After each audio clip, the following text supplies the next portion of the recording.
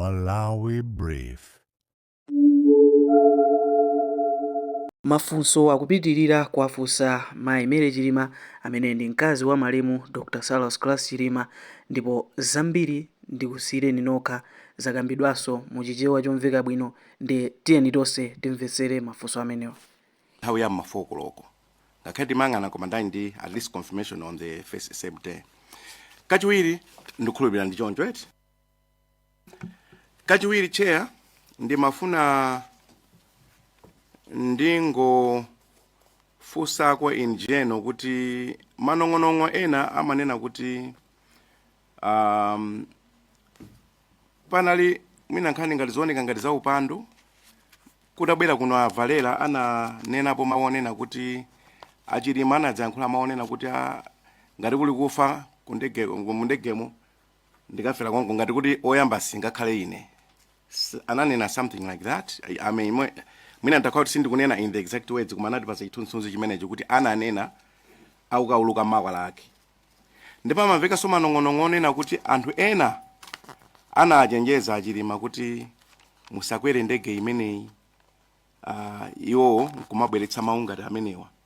So ife tilibe umboni koma timafuna kuti Amalawi tikamamaliza mkumano titengerepo mwayi mwina mafunso ena ngati amenewa tizitha kumayankha kuti mwina commission of inquiry yathu ikhale yaphindu kupanga clear zomwe zili zonama komanso kutsimikiza zomwe zili zoona. So chair, through you I would want to request ngatanga tipatseko any picture to do with the same during a night before.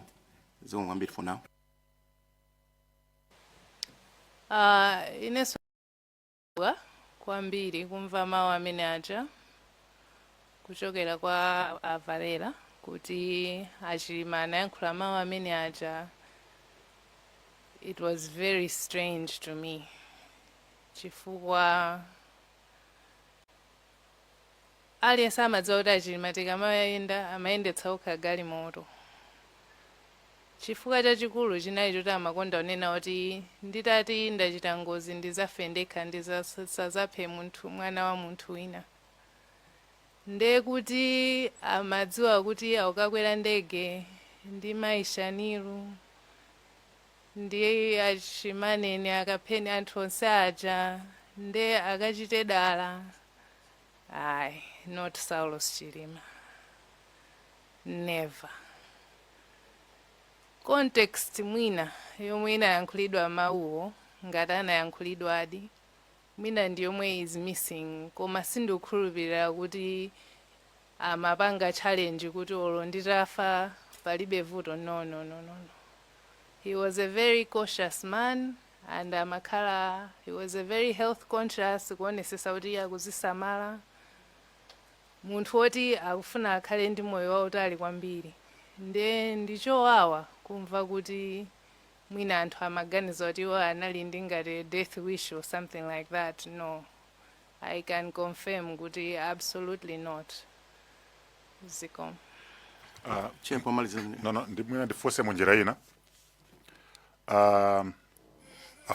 A former vice president mene mukwaziwira moyo wawo amaenda ni mantha panali nthawi inake imene analandira ma threats ena aliwonse. Was he living in fear?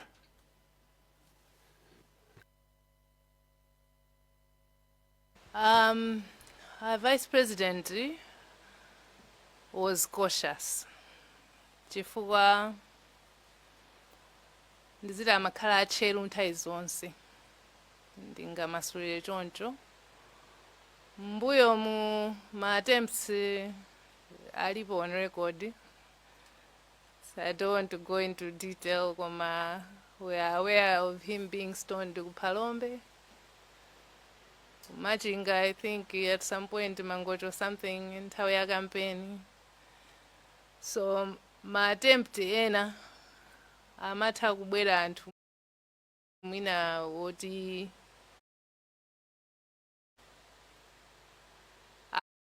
akwauza te muzikhala osamala ndi amakhala osamala ngati ifeyo amakhala nafe very careful kuti tikati tiyende ndekuti nthawi zonse pazikhala security, even just to go pamalo papang'ono.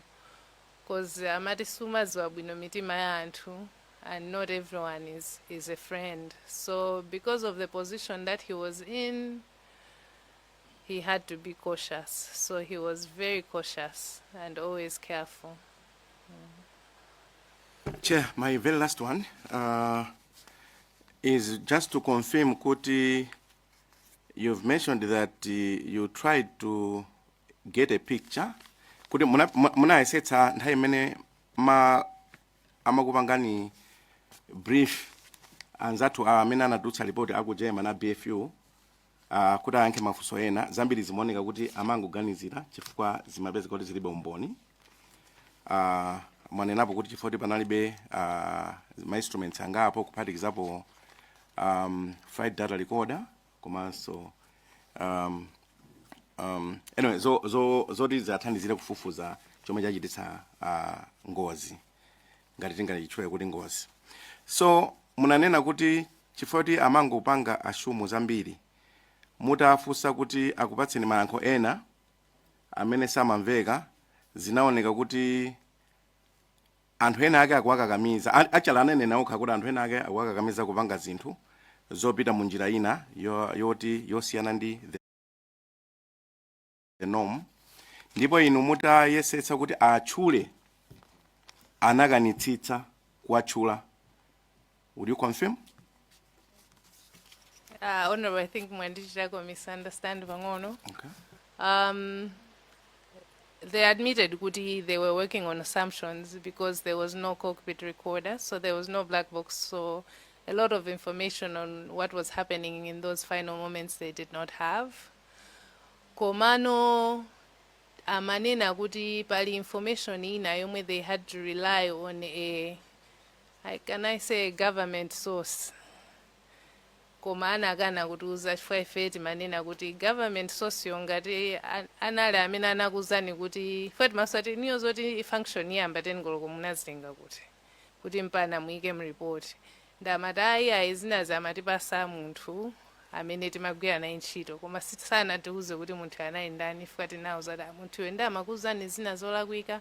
So we don't know how much was right and how much was... so it didn't feel like completely independent as a report. Thank you. Thank you, Chair. Zomba City, South.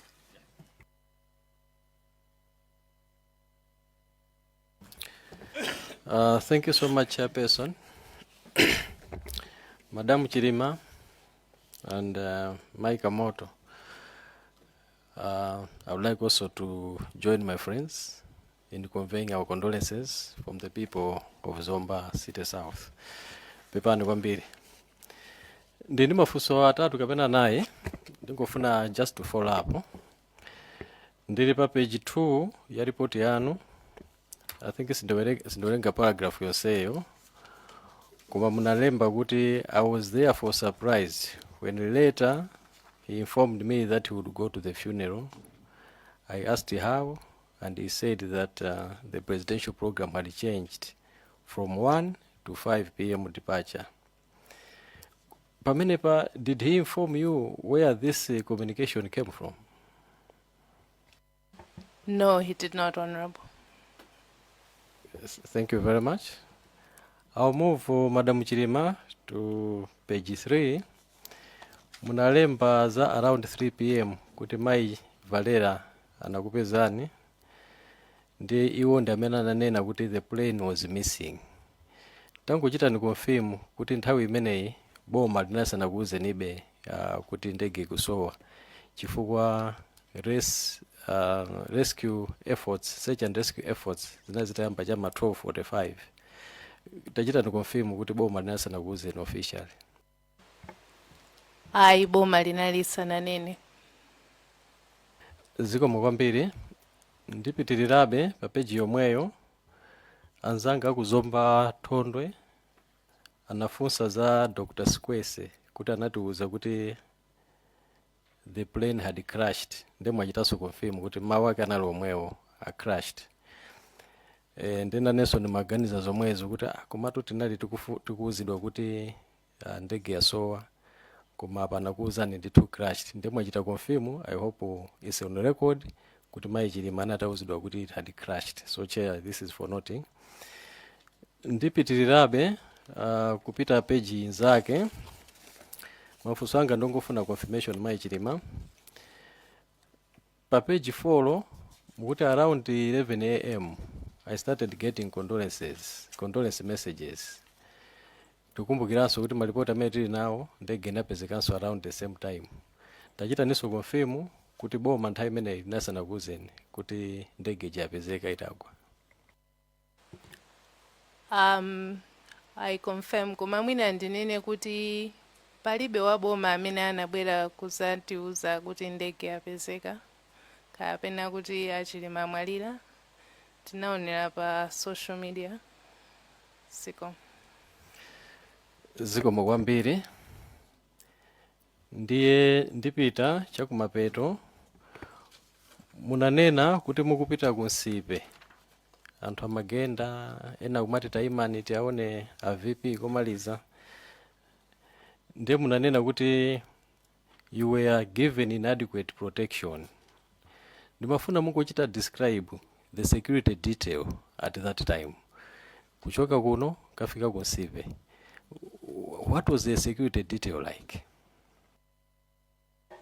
I think it inali manja mwa MDF komano ngati ndisakunama convoy yathu inalibe ya magalimoto angapo koma MDF ngati anakwana 10 ndakayika komanso chifukwa choti moyo wa khala mkazi wa VP zoenda maconvoy tinazolowera ndi makhala ndi formation yake yomwe amapanga anthu akamayenda koma timapezeka kuti anzathu a MDF mwina formation imeneyoyo imavutirapo moti to be honest apolisi athu amene tinali nawo had to eventually take over ndikuyamba kuchita radio kwa anzawo kuti timakumana timati tikamafika mwina padedza tikuchitanso join ndi apolisi ena kuti tizikhanga tichulukirana tikamakafika mwina kumapeto adedza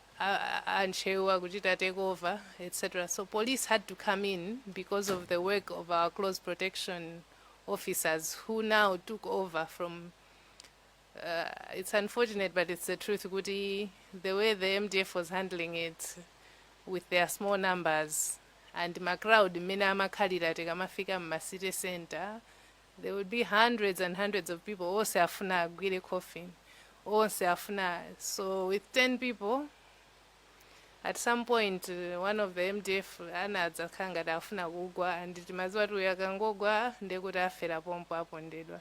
That's how bad it was tikamaenda ma city. So we were very traumatized kuti MDF tikamachita approach city center akaona chigulu cha anthu chija amazangoima suddenly ndekuti aliyese kumbuyo makhala sudden pamene normally umayeneka kuti ina ikuenda uku ina ikuenda uku kuti uyu akamayima uyuso athe kuyima wakumbuyo kwali patali koma mukakhala ndandanda otere there were a lot of things that didn't go well in terms of transportation yokafika kunsipe. Chairperson zikomo kwambiri. Convoy imene inandidusa pa Lake View ndi kumvesesa chimene mayi Chilima kunena. Kumalizira chairfunso lomaliza chinatengera president opuma mu presentation yanu komanso tinazo ma records 4 months kuti commission of inquiry aichite institute. Ndimafuna be mungotiuza kuti ngati family nthawi imene ija 4 months sitikuziwa chimene chanchitikira vice president wathu inuyo bambo akunyumba ngati family mmamva bwanji? Chairperson submit. Zikomo kwambiri honorable. Actually ngati family tinazaisa kupemphako kuti mwina tipeze mpata kuti tikakumane ndi president tikafotokoze madando athu osiyanasiyana koma unfortunately I think tinazange request ya kunena kuti meeting yomwe tinazapasidwa inali mu January 2025 patadusa nthawi yayitali kwambiri, and unfortunately at that time ngati abanja sitinapiteko. Actually ngati ndikukumbukira bwino mwina ndisayankhulira anzanga, koma imakhala ngati ya compulsory yoti anthu amauzidwa kuti apite akakumane ndi a president, and amauzidwa kuti alemberetu zomwe akukanena zimenezo, koma this is hearsay. Nde mwina kungokupasani ngati some information yowafunsa anthu ena amene anga ma experience awo, koma ngati ifeyo tinayesa kupempha meeting sinatheke. Ndaiwala at some point, I think I even spoke to the first lady asking her kuti ndimafunako meeting, nde anandidziwitsa kuti pakali panopa mwina ali busy bwana, koma ine ndikhoza kubwera ndi azimayi akutchalichi. Then nauza kuti zomwe timafuna kukambirana sizoterozo, koma no, that was our experience generally, kuti mpata woyankhula ndi a president sitinalibe. Ndikhulupirira tafunsa mafunso okwanira almost 2 hours. Nde amene ali ndi mafunso ena, funso limodzi aliyese amene akufuna funso limodzi, ndi apempha iwowo kuti alembe mwina tekuyankhira nthawi imodzi ngati mafunso ali kuchepa, koma ndimpasalese funso limodzi. Nde tiyambe ndi amene munayamula mwachangu, Mwanza Central Longimude. Kenako mutha kuyankha ndi do kasanga zatatuwo, ndikena tibweraso atatu malizira. Sikoma kwambiri chair. Namvetsera mwachidwi presentation ya Madam Chilima. Ndeni mangofuna bepa issue ya kusintha kwa decision yopita kumaliro. Ngati munamva bwino munanena kuti chifukwa chimodzi cha zimene maganizo opita kumaliro amaoneka ovuta, unali ulendo wa president, kuti unali 1 o'clock masana, ndiye kuti apite kuja abwere, zimaoneka kuti zosatheka. Titanena kuti mwina chiganizo chiso kwambiri chinapangika chifukwa chokuti program ya president inasintha kuchoka 1 koloko kufika 5 koloko madzulo. Mukhoza kugwirizana nawo kapena maganizo ameneyo? Andikhoza kugwirizana nawo chifukwa chokuti kuchipanda program kusintha sakanakwanitsa kupita. Zikoma kwambiri. Chair, anakamba mawu mchingerezi kuti toxicology. Ndimaona ngati mchichewamu mwina poti amalawi ambiri akumvetsera. Munanena kuti matest amene osanachitike nthawi imeneyo, kapena ndinene kuti mpaka na pano sanapangikebe. And kodi inoti kati toxicology amafuna kupeza chani akamayeza zimenezo? Honorable, poti zimenezo naneso nazitenga mu commission of inquiry zoti nawso amadandaula kuti toxicology sinachitike, and mwina angayankhe bwino ndi amene anatenga masample kuti kodi matest amene amafuna kupanga nawo ndi chani, amene ali anthu amene anapanga mwina ma autopsy. Ziko. Thank you very much, Chair. Longimude. Thank you so much, Chair. Ndimafuna ndiyambe nkunena kuti ndikugwirizana nanu Mai Chilima kuti mukudabwa nkhani ya function, kuti BFU report ndipo ngati muli mafunso ambiri ena akuyambira pamene pa BFU report amanena kuti ndi 10 o'clock nthawi yoyambira function, pamene inu mmadziwa komanso anthu ena amadziwa kuti yamba 11 o'clock. Ndimafunanso nnene pano kunena kuti wonse amene abwera atiuza kunena kuti zimayenera kuyamba mba 11 koloko.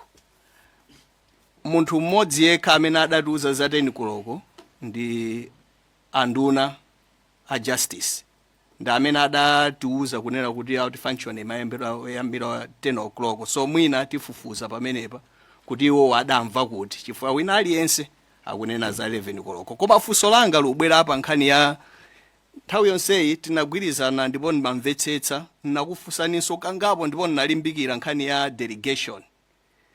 panabwera comment kunena kuti a vice president was delegated. A comment that came from us. Koma inuyo munakanitsitsa ndipo simunayankhepo nkhani ya delegation.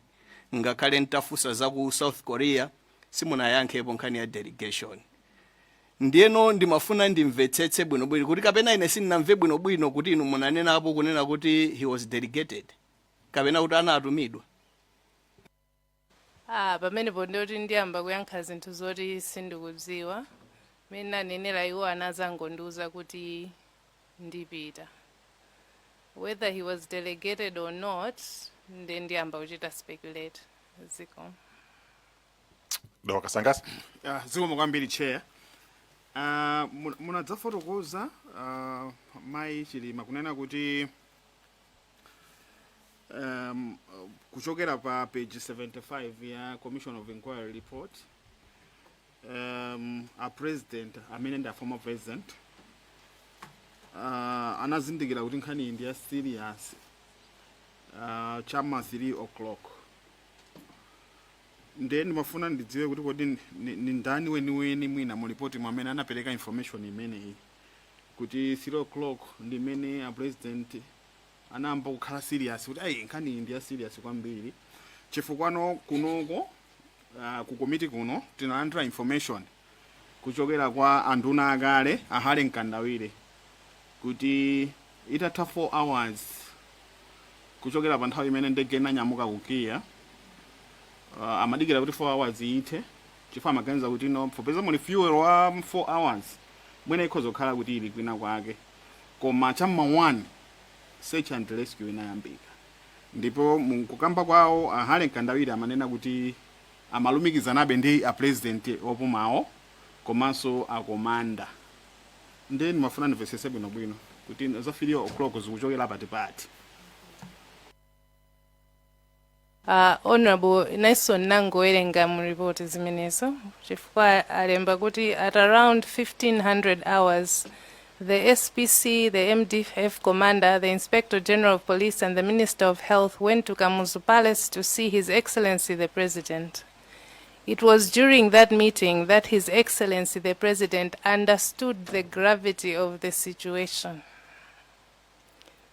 I'm just quoting the report. Ndesi ndingaziwe kuti mwina amene analemba report onda amene anganine kuti akati understood the gravity of the situation at 3 o'clock. Amatanthauza bwanji.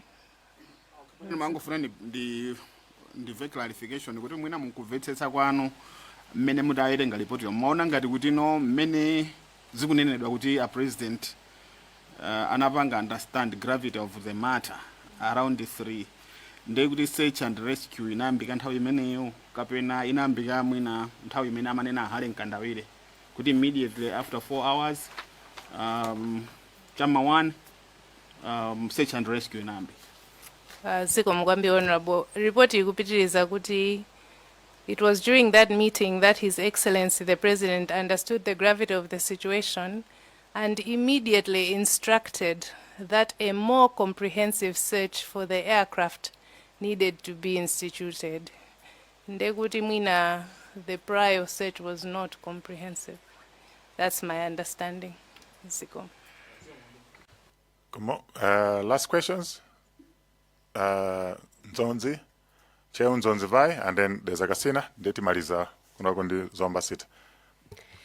Ziko mukwambira chair potipatsa mwayi anthu akuncheuzo zimvaye kuti ndiafuseko mafunso awiri Madam Chilima poyamba pepani chifukwa chakuti ayokondedwa wanu komanso the vice president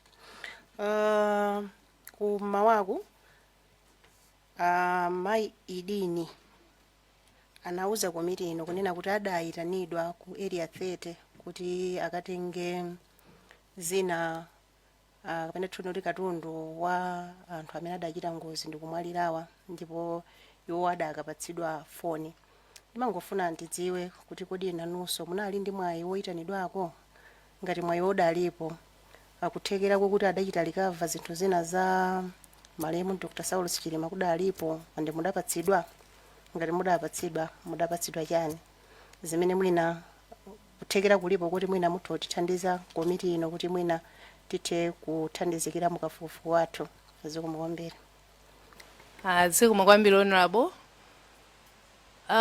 Ine sindinalandire personally zinthu zawo. Ndimakumbukira kuti tili ku area 12 ndinazapasidwa corona anamwalira nayo uja watch yawo ndi ring zinali nka container zidakali nka container momwemo ndi bracelet yomwe amavala.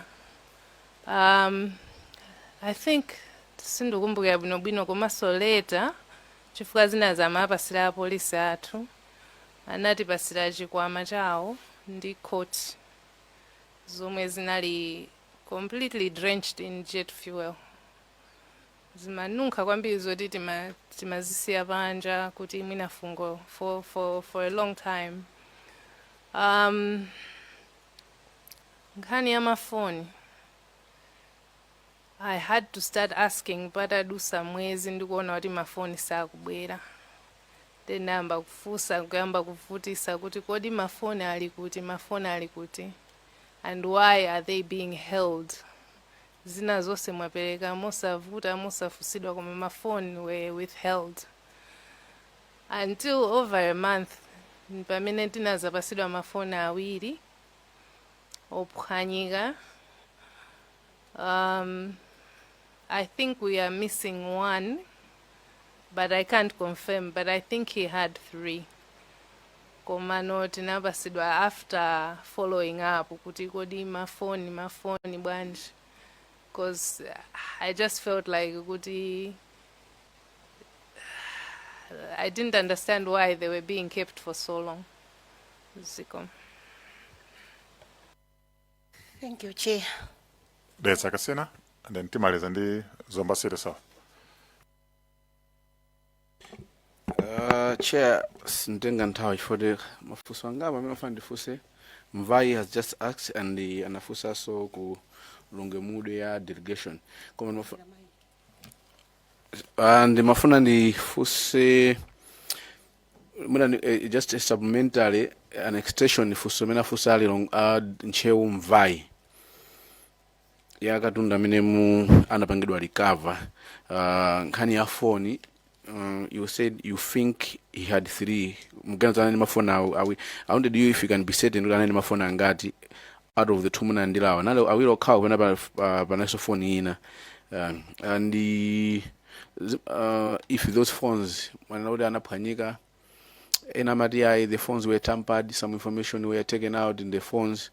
If you can if you are able ngati mungathe kuyankhula apo mankhani meneyo to confirm or speak something about it.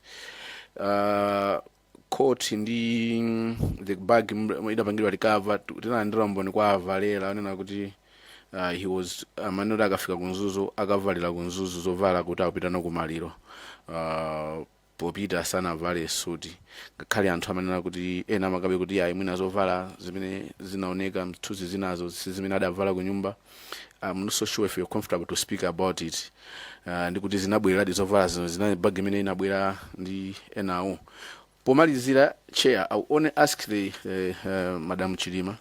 Mwandiwerengera bwino page 75 on that bulletin at around 1500 hours. Imene kamba za comprehensive search rather. Through you, Chair, I would ask you Mugankafusao if you can read for the committee and your understanding of it, the paragraph above at around 1500 hours. The commission further established that. I would want you to just to read that and speak to it if you can. As a Chair. Pepa honorable fusolo yamba lijalina lilo kuti ndi mafusa kuti ndikanafusa nkhani ya mafoni kuti munapatsidwa futi amayi adina nanena so kuti imodzi I think ya 08 so anani mafoni awiri.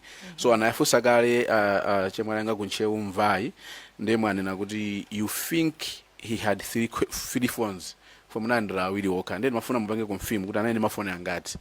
Ndikuti is it true that the phones were tampered with? Kuti mwina some information were extracted out of it as the seko mene enamanenera mphekezera zina ndi nkhani yazo vala enamati zimaoneka mapicture aja sadly ena mati zimenezo anachotsedwa zovala koma tikumbukira avalira adanena kuti zovala zawo masuti awadanyamula kuti akavalira ku Mzuzu Hotel.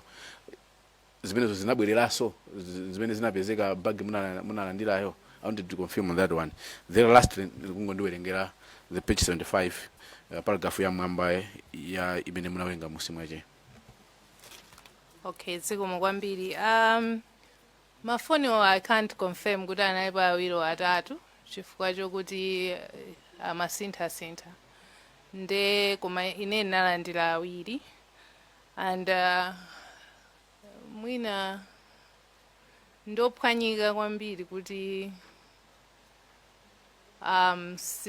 sindikudziwa kuti anachitidwa tamper with or not, koma kuwasunga kwa mweziko ndikumene kumandipasa nkhawa kuti akutani nawo chifukwa zina zonse anangopereka mosavuta, koma mafoni okhawo mwina athauza fotokoza chifukwa zake.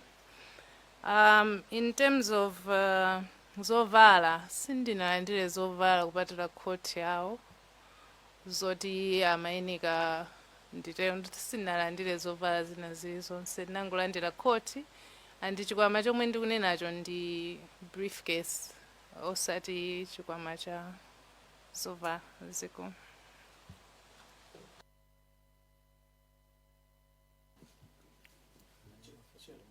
Yeah. One remaining on the commission report, page 75, which she was referring to. Yeah, so if you can lead for me and speak, at around 1500 hours, 4 o'clock a minute. Then mafuna mundwelengere ya mwamba before that paragraph. The Commission further established that at 12:15 hours, His Excellency the President understood the MDF commander's telephone call as an alert to the effect that the aircraft was failing to land in Mzuzu due to bad weather and may be on its way back to Kia. At this point, His Excellency the President advised the MDF commander to report back on the progress within 4 hours. Tipitirize? No. Munawerenga sabana ina ya musio. So I wanted you to speak to it. How do you understand it? Hani ya comprehensive stage munagamba ya this paragraph ya musio, ndi paragraph ya mwambayo. Ibine mwawerenga bunobayo. Okay. Ababa, I understand kuti 12:15 hours ndekuti IMDF commander anadziwisa president kuti ndege sinduzoti anauza chani, koma anauza kuti ndege anauza zinthu zoti zinapangisa kuganiza kuti ndege kukanika kuchita land. Komanso mukumvesera ngati ndisakulakwitsa, ndimamvesera testimony ya komanda opuma, nthawi izi zikukhala ngati zasintha. It seems like maybe a president anadziwa ile, koma I could be wrong. It's something worth checking. And muone kuti pena pake anazalembaso kuti at 11:35 ndi pamene anauzidwa nde. It's very confusing kuti nthawi yeniyeni inali itiyo, but all I can take away is kuti there was no sense of urgency. Thank you. Tumalize ndi Zomba City South. Zikomo kwambiri chair. Ndimangofuna Madam Chilima kuti achite confirm kuti SKC anaziwa anachita decide zopita kunkata be madzulo. Tachita ni confirm madam. Madzulo apa 9 June. Zikomo kwambiri honorable. Ineo anandiuza usiku, so I can't really know what time he decided. Zikomo. Chair, nimafuna kuti madam achite come out clear kuti anauzidwa usiku chifukwa tikucheza ndi asilikali. Chair, mukumbukira ena fete manena kuti zimakhanga te pali disjoint ma decision of vice president ndi communication ya ku MDF in terms of the command kuti vice president akupita ku Nkatabe nthawi zimasiyana. Zimakhanga te communication ya ku MDF inachidwa document 1529 pamene ma instructions amapita down kukafika no 1732 ndege itatera kunzuzu ndimene ma pilots amauzidwa kuti muli ndi next assignment mawa. Koma apa madam akutiuza kuti iwo anauzidwa usiku. Ndifati manena nthawi imeneyi kuti pali mismatch and madam Mary Chilima akuchita ndi confirm kuti ukhala ngati SKC anali mbuyo, MDF inali kuchita communicate in advance before the vice president. I just wanted to say that.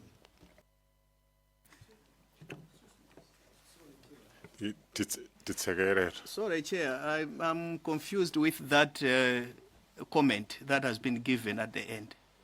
Is it what we have heard or it's his opinion?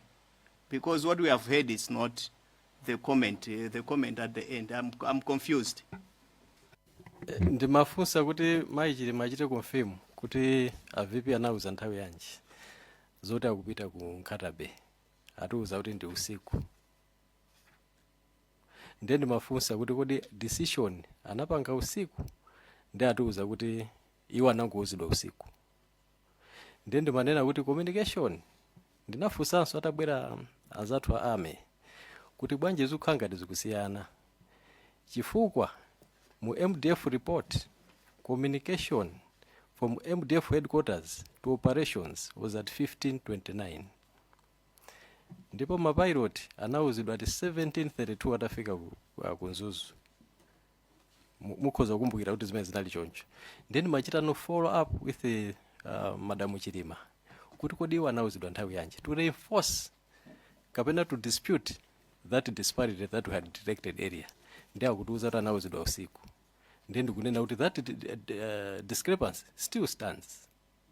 You might want to comment on that, Chair. Through Chair. No, I'm not opening debate for members. Imminent debate, immediately can be signed. And if I think he's probably stating his opinion. He may have to defend it as a tikafika analysis. Sifunso kuti Madam Chilima yankende, I'm agreeing with you. Could you the opinion now? At an appropriate time, if this is a material, a substantive issue, we'll have to discuss it, all right, and frame it up. I'm sure I've answered you Longemude. So mango fana kuti amasule Madam Chilima kuti mafunso tamaliza.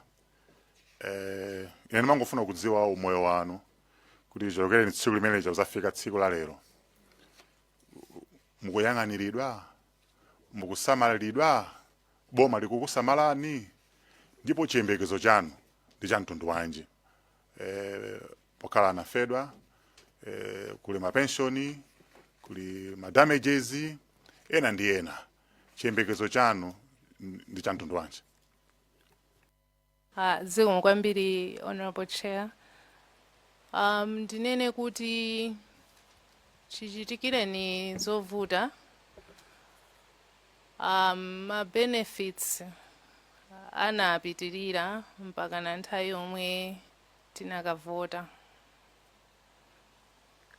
After kuvota, tinabwerera to being normal civilians. I think about maybe 6 weeks ago, Honorable Chisale anandiuza kuti ndamva kuti mulibe security ndikudziwiseni kuti president anena kuti tikupaseni security ndanatipasa apolisi apageti ndi oyenda nawo amodzi. Komano in terms of ma benefits ena onse zimenezo zinatha. Koma my understanding is kuti act yathu simachita provide, and I think my understanding from kuyankhula ndi Honorable Chisale kunaliko kuti they are trying to amend the act kuti it should now start taking care of anthu osiyana-siyana ngati ifeyo oti mbuyomu panalibe provision ina iliyonse. Koma ndinene kuti aboma lakale anati they maintained mpaka na nthawi yomwe the governments were changing. Thank you. In terms of pensions, tinalandira. koma pa nkhani ya ngozi specifically kuti any sort of compensation no ziko pepani ndati ngozi koma crash zikomo. No, ndathokoza kwambiri chifukwa ifeyo so apart from your mental state, your welfare yofunikira kwambiri kuti mupitiriza kukhala bwinobwino, kuzisamalira, kuyang'anira ana, kuti somwina masomphenya ena ndena amene anali nawo a former vice president mwakwanirise, koma china cholinga chawo kuti banja lanu likhale bwinobwino.